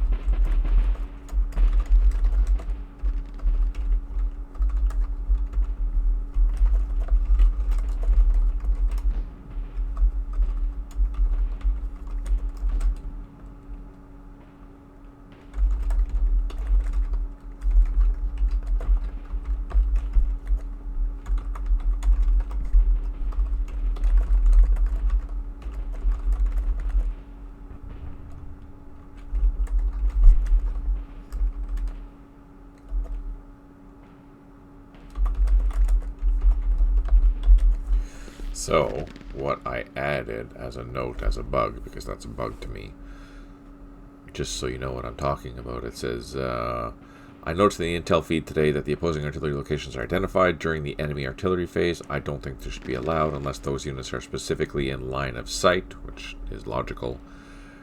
And then I said, alternate ideas for that, though, maybe a new AI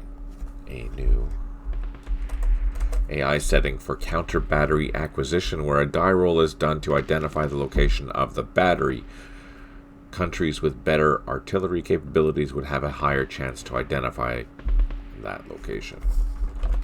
For example, I think that would add some flavor and some interest instead of just nailing that. I don't know. What do you think, Stipe? Good idea? Not a good idea? Because right now it just tells me I know there's something there. So, whatever. But we can mix that up. That would be interesting. Okay, back to the grind.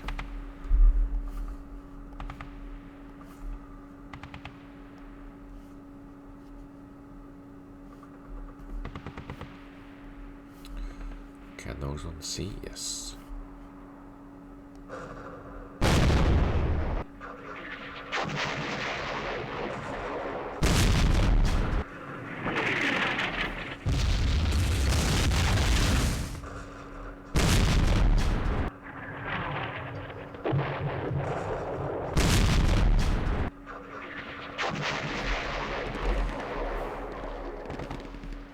Well, you know what? Let's soften this up first.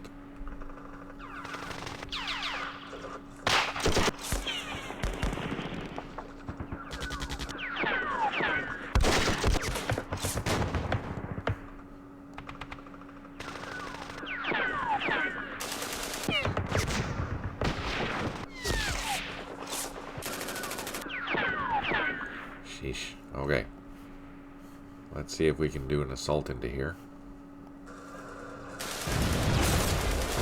Let's take a look at the results of that. No effect, so we're not taking casualties. That's good. Let's try it again. And now we're on the opposite side. So now they're taking casualties when we assault. So the first one got hit. What is the first one? That platoon got smoked. Good to know. These guys, I'm going to just plot some smoke down. Because we can. I think I can do another one as well. Perfect. Covering our front. That's what we need to do. I need something to hopefully light up these guys. Oh.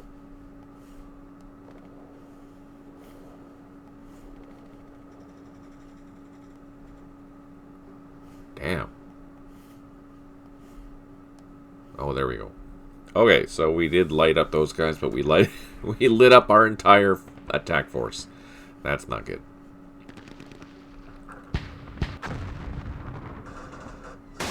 So we did cause casualties because only the first 2 mortars fired.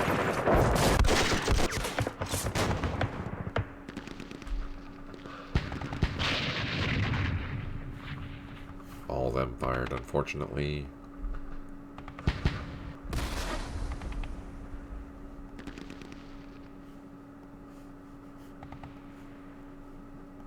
The mortars.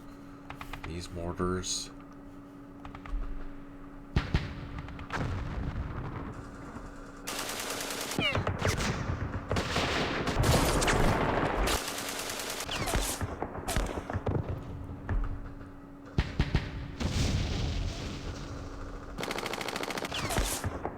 Sheesh. Can these guys see? No. The machine gun.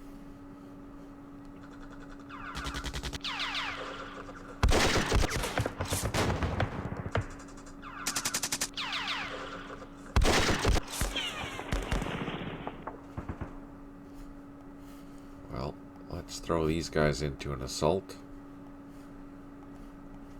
And all those guys into an assault and see how that pans out. Not bad, not great. We still are suffering casualties during the assaulting phase, so that means they still have lots of strength, unfortunately.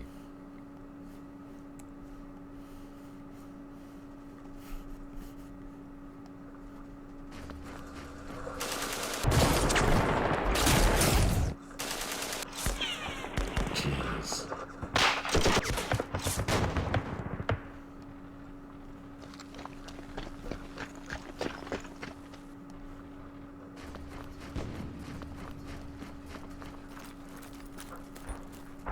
Oh, and that's over. Oh, it's almost, but not quite.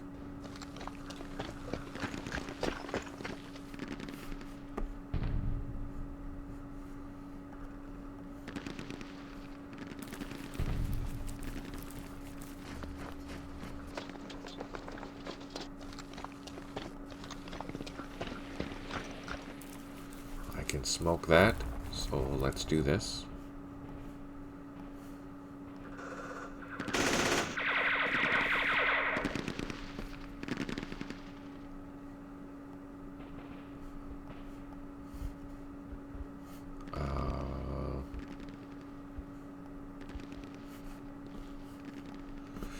Okay, so all these guys are not very useful. So let's pull them out. Actually, let's do one shot first.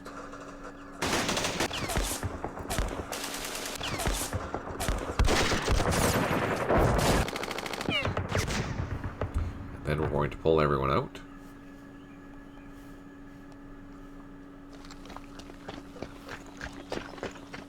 And replace them with higher level units.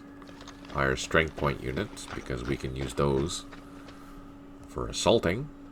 Significantly better. So these are all full strength units. I do have a really high assault value engineer into there. I don't need to smoke that because that is a bunker. We can do some firing though.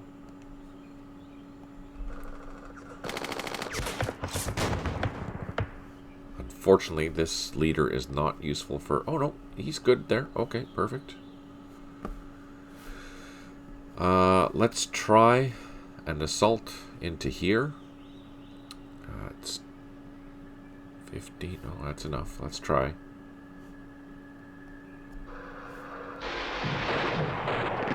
That was our first assault into there. We've identified that it is trenches there, so that's good to know.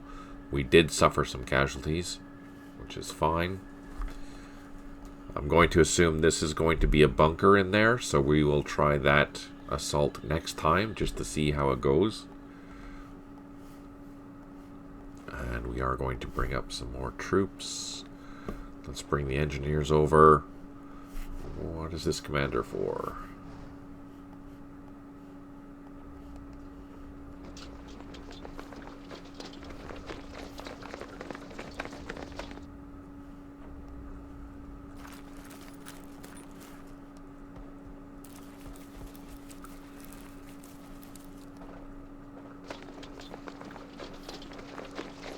Nope, can't get in there.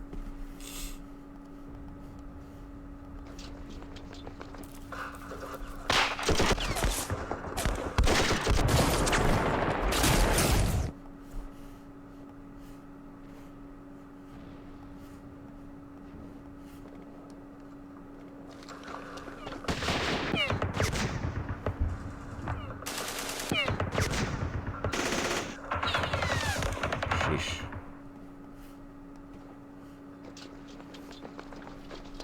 These heavy weapons we can start bringing closer. Alright, let's call in the artillery. Gonna focus very heavily on these trenches.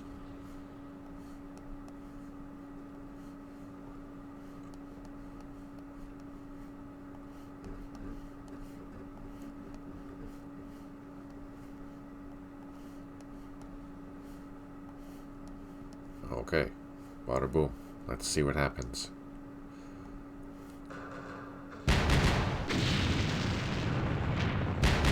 We still got disrupted in the bunkers.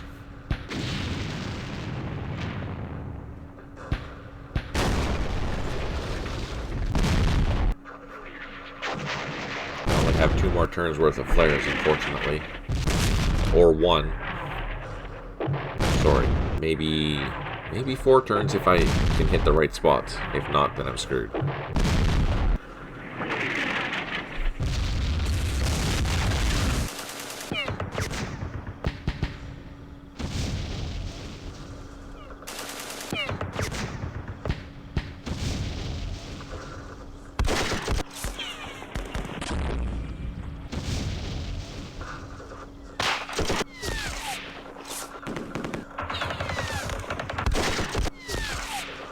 Forgot to smoke those.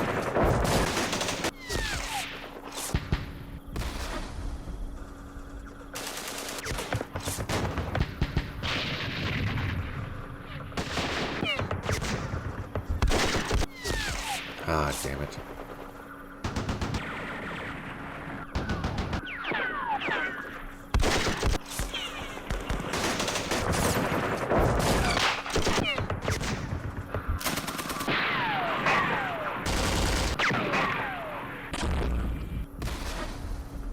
Still taking casualties, even though we're in smoke.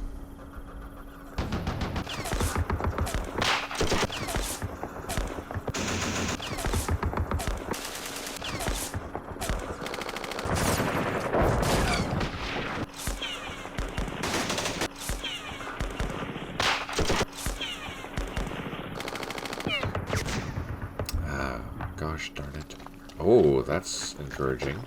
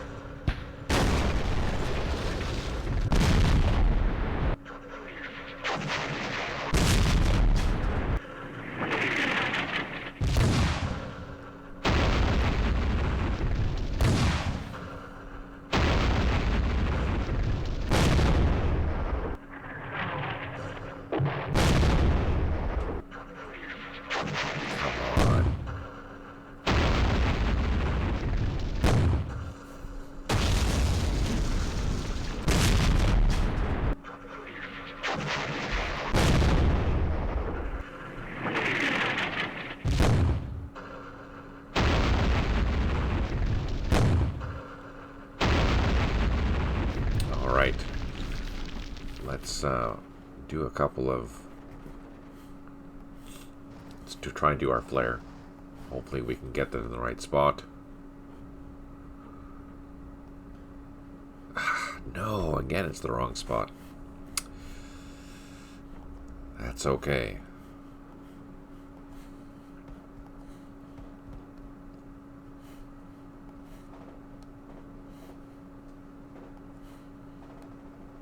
Oh, come on. Oh, out of line of sight. Oh, there we go. Okay, now we lit it up like a Christmas tree, and then when we are going to do this next weekend, hopefully we can start pushing into these hexes, because we're getting there. Let's take a look at the situation. How bad is it? Oh, I'm getting brutalized. I'm way down below where I should be, which is terrible. I think we will probably suffer a defeat here. That's kind of crappy. Well, we'll see how it goes. But we are well below where we should be. And why is that? Because we suffered a lot of casualties. That's my own fault. Damn. Double damn. Mind you, there are some troops in there still that we can kill. That might push us over. Plus there's 800 points left. Maybe that we can grab it. I guess we'll have to see how it goes. Damn. That's brutal. Alright. Thank you so much for tuning in. I really appreciate it. I hope you have a brilliant rest of your weekend. Thank you for taking the time to watch and to listen. I know that was a long ramble before to go over some of the questions, but I'm always happy to do it. And if you have additional questions in relation to that, please let me know and ask. I am happy to help out or provide advice or give some extra thoughts or whatever. Yeah, thank you for that. I really appreciate it. Again, huge thanks to your Patreons. If you do like this type of content and you've made it this far, please consider giving it a like and subscribe. Thank you so much, Stipe. Thank you, Ingrid. Thank you, Schlons. Thank you... Who else is here? Thank you, Findle. And thank you, Matt and Calm. I really appreciate you all. Hope you have a brilliant week. And on that note, take care. Smile always. And talk to you soon.